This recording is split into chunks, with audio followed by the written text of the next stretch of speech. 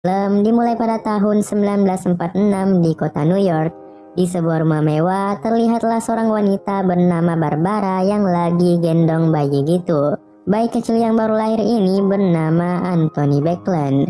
Dan inilah film Savage Grace. Adegan berlanjut saat Barbara lagi nelpon gitu dengan temannya. Tak lama kemudian suaminya datang kan, dan mereka pun ngobrol tentang pesta sosialita yang akan mereka hadiri malam ini. Suami Barbara yang bernama Brooks Backlund merupakan pewaris sekaligus cucu dari Leo Backlund, penemu plastik backlit. Jadi dia tuh sudah kaya raya sejak lahir. Malamnya mereka pun datang ke acara makan malam sosialita di sebuah restoran mewah. Sedangkan anaknya Anthony dititipin gitu ke neneknya yang bernama Nini. Nini ini adalah ibunya Barbara. Setelah pulang makan malam kan, tampaknya mereka berdua cekcok gitu. Bahkan sampai mau tidur pun masih aja bacot-bacotan. Jadi ini tuh suatu pertanda kalau hubungan mereka nggak baik-baik aja. Kemudian scene berpindah ke tahun 1959 di kota Paris. Tony yang telah berumur 12 tahun tumbuh menjadi anak baik dan cerdas yang mahir berbahasa Prancis. Kemudian ketika ayah Tony kedatangan tamu, Barbara yang merasa dirinya dan anaknya dilecehkan oleh tamu ini, akhirnya marah dan langsung mengusir tamu-tamu itu. Suaminya yang kecewa dengan Barbara akhirnya pergi menyewa hotel untuk tidur sendirian. Tapi ternyata Barbara ngikutin suaminya. Agar suaminya memaafkannya, akhirnya Barbara pun memberikan jatah wik-wik kepada suaminya cuy. Setelah puaskan, pulanglah tuh mereka. Di sini keduanya kaget karena mendapati seorang anak laki-laki yang lagi tidur di kamar Tony gitu. Ayahnya bilang, siapa anak lelaki ini? Tony yang lagi berendamkan dengan santainya menjawab, oh itu temanku. Aku tak mau sendirian saat kalian pergi. Jadi ku panggil deh temanku supaya ada yang nemenin aku ngobrol cuy. Ayah Tony tampak kesal dengan jawaban itu dan langsung menyuruh Tony untuk mengusir temannya. Sedangkan Barbara cuma senyum-senyum aja tuh. Kemudian scene berpindah ke tahun 1967. Tony pun sudah berusia 20 tahun. Kini keluarganya telah pindah ke Spanyol. Di sana Tony mulai menghabiskan waktunya bersama teman-temannya. Ia bahkan berkenalan dengan seorang gadis Spanyol bernama Blanca. Ayahnya mengira Tony sudah menemukan gadis yang ia sukai. Jadi ia dan Barbara pun menyambutnya dengan senang hati, dan bahkan Blanca diizinkan untuk ikut liburan bersama keluarga mereka. Saat mereka liburan, malah terlihat ayah Tony yang lebih tertarik kepada Blanca. Mereka berdua asyik ngobrol gitu, sehingga Barbara yang merasa dicueki pun jadi kesal gitu guys. Kemudian scene berpindah lagi ke tahun 1968, setahun setelahnya. Di sebuah bandara, Barbara ingin menjemput sekretaris barunya. Tapi tiba-tiba ia melihat suaminya sedang bersama seorang perempuan muda. Ya siapa lagi kalau bukan Blanca. Saat saling berpapasan, mereka berdua langsung menghindar gitu.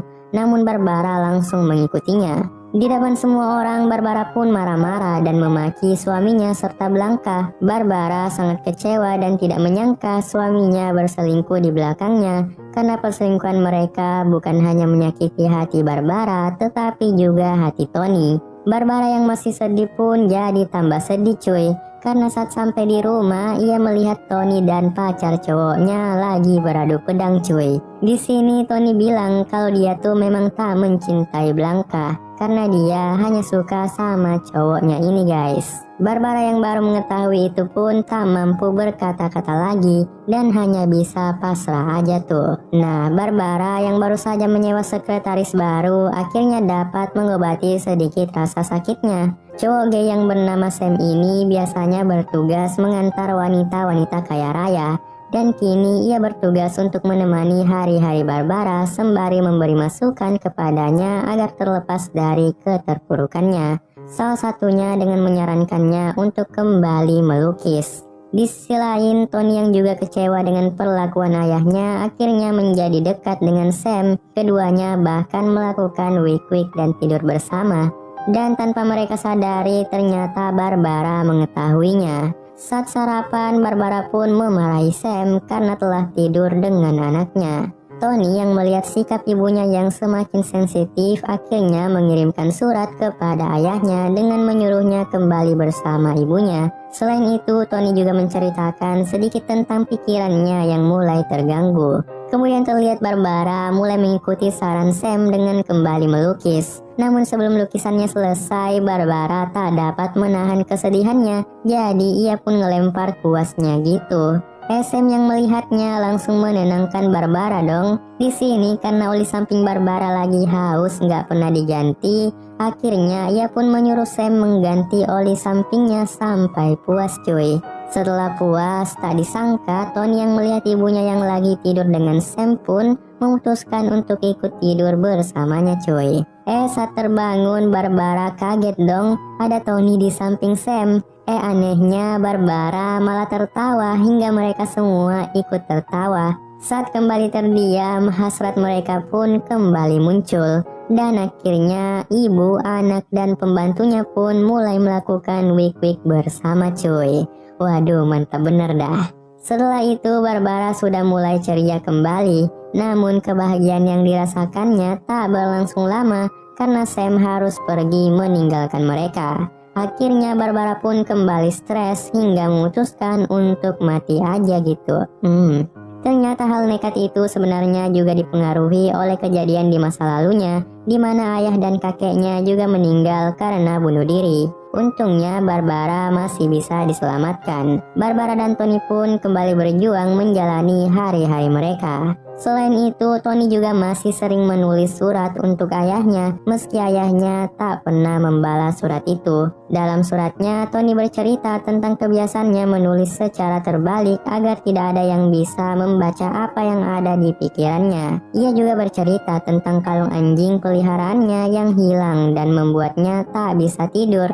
Dari sini dapat disimpulkan bahwa kesehatan mental Tony lagi terganggu gitu cuy. Kemudian scene berpindah ke tahun 1972. Tony dan Barbara kini telah pindah ke London. Di sana Barbara kembali melanjutkan kehidupannya sebagai seorang sosialita. Ketika Barbara pulang ke rumah, Tony langsung nanyakan tentang keberadaan kalung anjing yang selama ini dia cari. Tapi Barbara bilang kalau dia tuh nggak tahu tentang kalung anjing itu. Barbara malah ganti topik kan dengan membahas kelainan Tony yang suka dengan sesama jenis. Di sini Barbara berpikiran untuk menyembuhkan anaknya dengan cara meraba rudal milik anaknya, dengan harapan rudalnya bisa bangkit cuy. Setelah sedikit bangkit, Barbara pun memasukkan rudal itu ke serabi lempitnya dan bergoyang di atas pangkuan anaknya. Namun sayang karena tak ada hasrat, rudal Tony kembali loyo.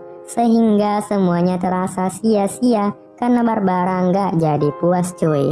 Perlakuan Barbara itu bukannya menyembuhkan Tony, tapi justru membuat kondisi kejiwaan Tony semakin memburuk. Kemudian Tony kembali bertanya tentang kalung anjingnya. Barbara yang tak tahan lagi akhirnya memutuskan untuk membantu mencarinya. Namun Tony menemukannya lebih dulu di dapur. Tony langsung nangis gitu.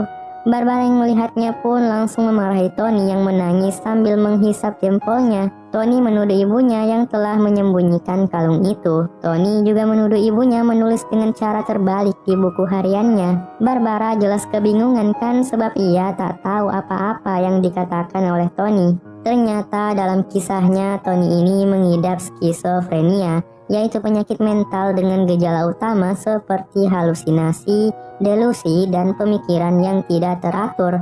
Nah, karena perdebatan terus berlangsung, akhirnya secara tiba-tiba Tony menusukkan pisau ke perut ibunya. Anehnya dalam situasi seperti ini, Tony masih sempat memesan makanan dan makan dengan tenang di samping mayat ibunya cuy. Ngeri banget ya. Karena terbukti menusuk ibunya, akhirnya Tony pun ditangkap. Di akhir film muncullah layar hitam dengan tulisan yang menceritakan tentang kehidupan Tony setelahnya. Karena memiliki penyakit mental, Tony pun tidak menjalani hukuman di penjara. Namun ia dikirim ke rumah sakit jiwa untuk mendapat pengobatan. Setelah dianggap sembuh pada tahun 1980, Tony pun dilepaskan. Dan kemudian Tony tinggal bersama Nini yaitu neneknya di Amerika. Namun hanya seminggu setelahnya ia malah menusukkan pisau lagi pada tubuh neneknya. Untungnya neneknya masih selamat. Akhirnya Tony benar-benar dijebloskan ke penjara. Namun pada tahun 1981 atau setahun setelahnya ia bunuh diri dengan cara menutup kepalanya dengan kantong plastik hingga kehabisan nafas. Dan film pun tamat.